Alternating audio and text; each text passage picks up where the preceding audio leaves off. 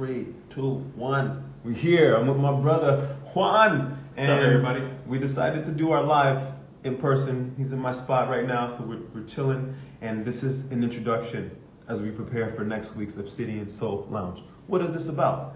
The Obsidian Soul Lounge is a self-mastery class versus a master class. Go to the master class, learn from the master. Come to the self-mastery classes and share from your mastery, and also learn from what we've been building. So we build a whole union of things. Now the topic for this upcoming week, and I want you to consider because I'm going to elaborate a little bit on it, is, here it is. You're single.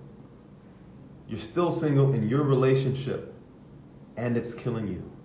What am I talking about? Some of you are in relationships where you don't feel seen and heard and recognized.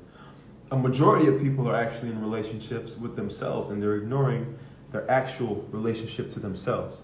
So I'm coming with this topic, but ultimately I'm starting off with, where are you at in your relationship to you?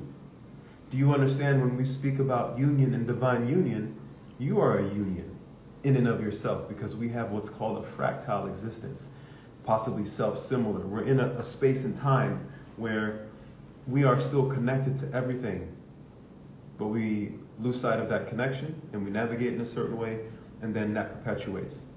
And so I would really love to tune into that aspect, but also we're going to speak to relationship. And we're bringing the metaphysics, we're bringing the healing modalities. This man is a master healer, very humble. You know, we're bringing this into a space of also being able to speak to what's going on in your life. And so in the Obsidian Soul Lounge, we'll drop into and allow people to ask their questions and address them from our knowledge base, and also enable some of you to speak from your knowledge base. So the topic is, as I stated again, you're still single in your relationship and it's killing you. Well, is that the case? First and foremost, I want to ask, where are you at in your current relationship? Where are you at in your relationship to yourself, to your partner, partners, to the environment, okay? And that's the springboard. And so my brother has had some really, important shares that he's brought into my thought process about rigidity. Because now when I think of rigidity, I hear also rigor mortis, right? Which is what the body goes through. And are you open to share about, just your journey, a little bit about yourself, and then also how accessing and identifying rigidity in a person has also been a part of the healing? Yeah, totally. And just thank you guys for being out here and easy just to join this live. When there is stiffness and rigidness in the body, there's usually a blockage, and it's not only just muscular. It could be a lot deeper than that. It could be spiritual, it could be emotional. So through my experience working through hundreds and hundreds of people all over the world, in the emotional body, especially for people in relationships, there's a lot of blockages around abandonment is a big one. A lot of blockages around not being heard. A lot of blockages about walking on eggshells. Mm-hmm. A lot of blockages about lack of communication. In the throat chakra, it's just blocked. You just can't communicate to your partner exactly what you want in a free way where you're feeling like you're not going to be judged. So you're holding that. And because that's being held here, starts to cause rigidness in the traps, sternocleidomastoid muscle, starts to cause rigidness in the jaw, in the forehead. It could result into headaches and migraines I've seen, shoulder pain, stiffness. Also has caused in a lot of men, even though sometimes with science we haven't seen this connection, we actually have seen now with a lot of studies. Mm-hmm. When there is this kind of stress between the man and the woman, men start to have the inability to be fully in love and sexual with their partner, just because there's this blockage. So the stress creates a blockage, and the blockage causes, of course, this inability to connect. Yeah, and because it's around communication, and it's around the man's inability to fully be heard in a relationship with a woman. Wow. And it also goes for the girls as well, even to the point that sexually speaking, the man starts to experience impotence, right. And the woman starts to experience as well just blockages where she's not being sexual enough. But we're sexual beings. Humans, we are sex. We're sexual beings, not all, apart from just the reproduction aspect. But like if you look at the clitoris, for example, is the only organ in the body that's designed for just a stimulation for pleasure, for sex, right? So it's the only one, right? So why is it there? For pleasure.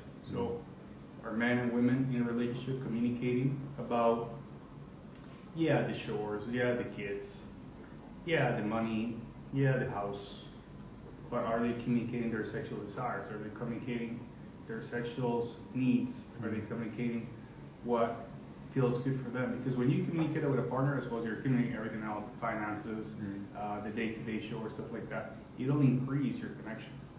But if you're not talking about it, and you're like, hey baby, you know, I want to talk about this, about that, about this, or even in the intimate part, if you're holding back and you're just pleasuring your man, or as a man you're pleasuring your woman, but you don't really know exactly what they want, you have to communicate. You have to be able to know, because that's going to create a deeper, closer connection between the two of them. So one of the works that I do is help men and women navigate through that and be able to find a pattern and a connection through acupressure, movement, therapy, meditation, and just clearing pathways and ways where the meridians open up and are connecting to the root chakra, sacral chakra, solar plexus, heart, throat, to open up in a way where you can get that connection even better when you need that help. That's powerful, brother. And so, so then, okay, so speaking to rigidity and being able to move through this, we're still talking about flow. You go for acupuncture, acupressure, massage, your workout, your tai chi, you know, breath work. What we're doing is creating actual flow of the energetics in the body, which brings life and vitality. And so we want to look at your flow within yourself, flow with other people. Hey, we talk about cash flow. That's still flow. That's a flow of currency and life force, in a sense. Rico, what's up, my brother? Good to have you on. I don't know if you were down here with Junior recently. I missed him, but I'll come up your way. We're talking about this upcoming gathering that we have called the Obsidian Soul Lounge. It's going to be an online on Zoom this Tuesday. And these are the workshops, right? Self-mastery classes. In this class, our topic is you're still single in your relationship and it's killing you. My man here is a master healer, right? I know he would sound as a healer, but come on.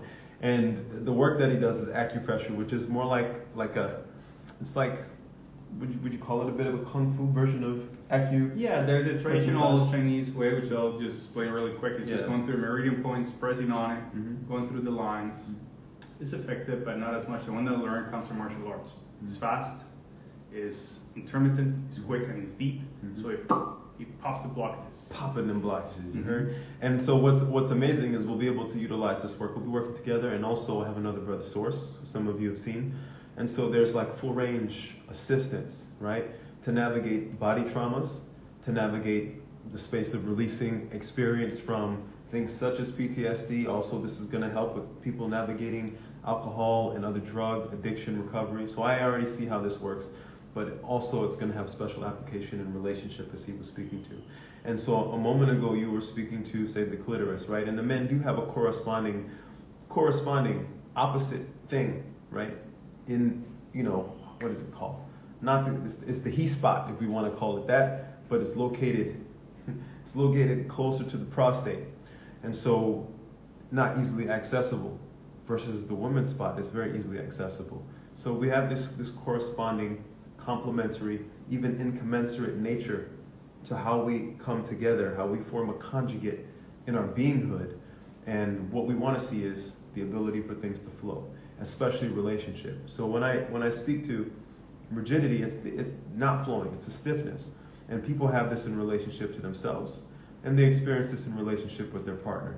If, as my brother was speaking to, you feel unheard, unseen, there's a block in the flow of something natural. You want to feel seen, you want to feel heard, right? It's been a very difficult thing for me in relationship, and also I have to admit there's been ways that I haven't shown up with partners where I left them feeling neglected and, you know, unheard, misunderstood, and it does erode the relationship. So the intention is to help people come into a space of harmony within themselves. So bring your questions about your issues with yourself. What are you navigating in a health space? Because we can answer some of these things. And then also, emotionally, in your relationship with the partner, in your relationship with work, with business, your other friendships, all of these things that we navigate our relationships. And there are ways to access the healing through actually manipulating the body, because we can, when something bad happens to us, quote unquote bad, that we decide is a trauma, we hold a form, a rigid form, and when you return to the form, you reactivate, you solidify, you strengthen. So the body work also opens up a space for us to create new, right? A new thing. You smile, you feel good inside. One of Mantak Chia shares, you know, and it's of course older than him, one of the meditations is the inner smile. You smile at your heart, and your heart actually feels it.